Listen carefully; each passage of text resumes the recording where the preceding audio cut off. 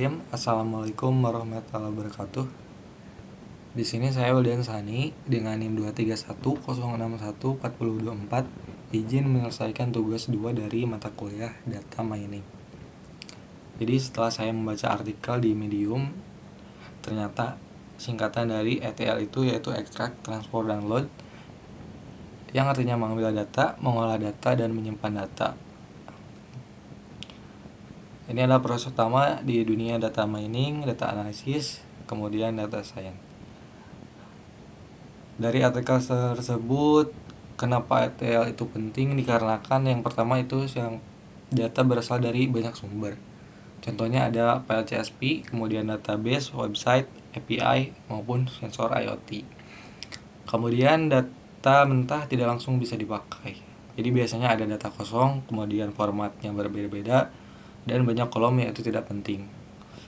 Kemudian yang ketiga ada ETL membuat data siap analisis. Misalnya untuk laporan bisnis, machine learning, maupun visualisasi. Nah, dari struktur ETL sendiri yang pertama itu ada extract, yaitu mengambil data dari sumbernya. Contoh dari file CSV ini. Nah, dari tugas tadi yang di GitHub itu mengambil data dari CSV. Kemudian bisa juga dari Excel maupun database. Yang kedua ada transform, yaitu mengubah data, membersihkan data itu sendiri, kemudian masuk kolom tidak penting, mengubah format maupun mengubah mata uang. Nah, yang terakhir ada load, yaitu menyimpan data, yaitu database, file, dan dashboard. Nah, langkah yang pertama-tama saya coba tadi yaitu menginstal library-nya dengan perintah pip install pandas.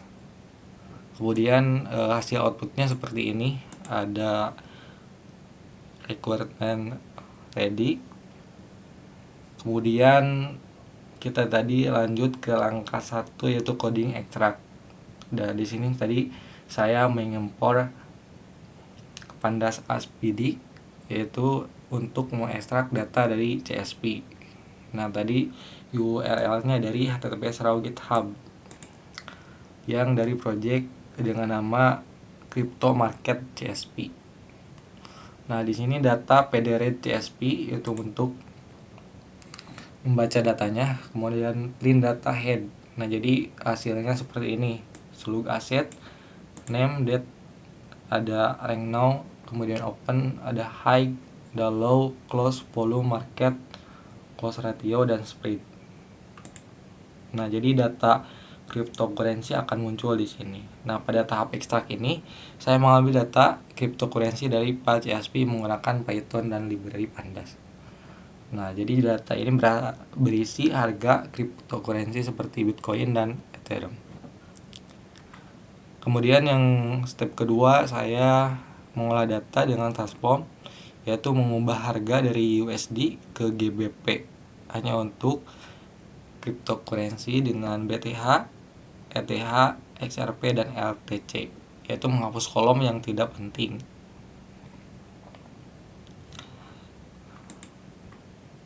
Nah, setelah itu saya memfilter cryptocurrency tertentu dengan cryptocurrency yang ingin diproses dari cryptolist, yaitu BTC, ETH, RSP, dan LTC. Jadi filter data hanya untuk kripto tersebut dengan perintah filter data aset SIN cryptolist. Nah, jadi hasil untuk print data headnya ada slug asset yaitu Bitcoin, kemudian name-nya Bitcoin, date, kemudian rank now, kemudian open, high, dan low-nya, dan ini close, volume, market, serta close ratio, spread. Nah, ini setelah itu saya memprint filter data dengan aset unik yang muncul ada BTV, XRP, dan LTC. Nah, jadi pada tahap transfer pertama saya memfilter data yang relevan yaitu Bitcoin, ETH, ASP, dan Bitcoin. Hal ini dilakukan karena tidak semua data diperlukan untuk dianalisis. Selanjutnya saya mengubah USD ke GBP dengan cara cryptolist BTC, ETH, RP, LTC dengan filter copy agar tidak muncul warning. saya menambah filter data yang tadi Cryptolithium, dan untuk mengkonversi USD ke GBP menggunakan conversion rate di 0,80. Nah, jadi freeze volume tadi ada open, high, low, sama close. Untuk core coin freeze volume-nya di filter data dikali conversion rate. Jadi untuk hasil filter data head-nya menjadi seperti ini.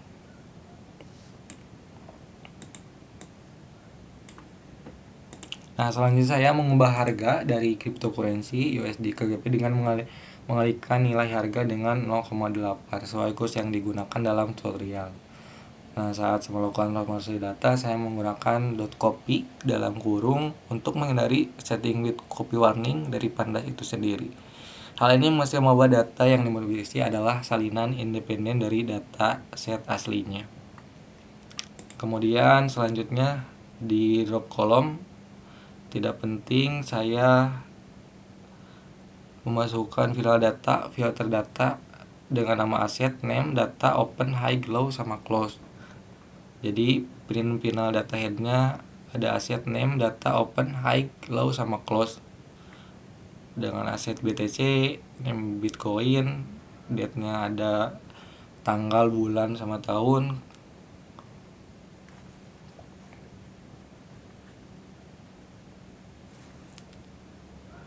Nah, untuk di drop kolom tidak penting ini, saya mau kolom yang tidak diperlukan agar data lebih sederhana dan fokus pada informasi utama.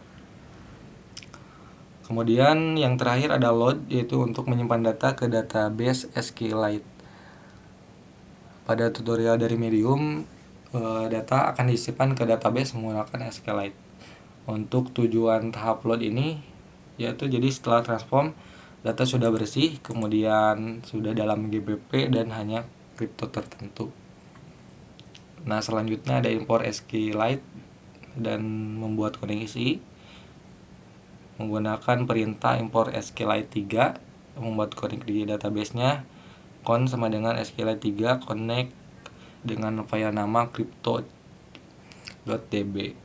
Cursor sama dengan con cursor. Nah, pada tahap load saya menyimpan data hasil transformasi ke database SQLite menggunakan modul bawaan Python, yaitu SQLite 3. Nah, setelah itu saya membuat tabel database. Jadi hapus tabel jika sudah ada. Ini opsional, namun saya menggunakan ini dengan perintah cursor execute drop table if exists crypto. Dengan membuat tabel baru, yaitu cursor eksekusi, kemudian create table crypto dengan nama aset, name, date, open, high, low, dan close.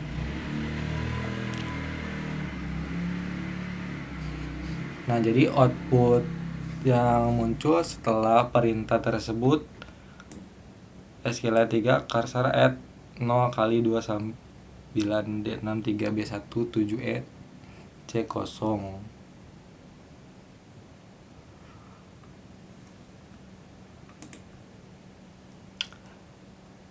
Nah, setelah itu saya insert data ke database dengan mengubah data frame menjadi list of tuples. Dengan perintah data tuple list final data, kemudian insert data di insert into crypto dengan nama aset, name, date, open, high, low, sama close. Nah, setelah itu output yang muncul data berhasil dimasukkan ke database. Berarti datanya sudah masuk.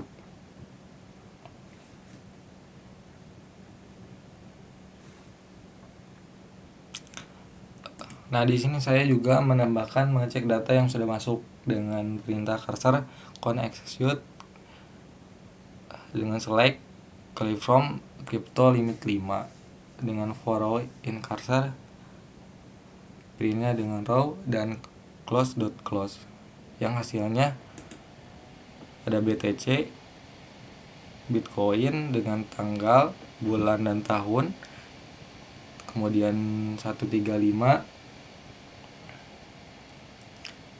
hasil dari floating point precision di Python.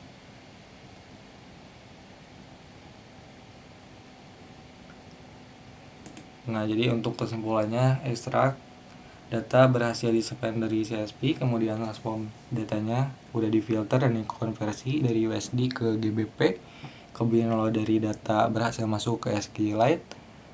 Jadi berdasarkan hasil slide dari database SQLite dapat disimpulkan bahwa proses ETL berhasil dilakukan, data kurensi yang telah diekstrak dan ditransformasi berhasil dimuat ke dalam database. Jadi hal ini membuktikan bahwa seluruh tahap ekstrak, transform, dan load telah berjalan dengan baik. Mungkin sekian yang dapat saya sampaikan. Wassalamualaikum warahmatullahi wabarakatuh.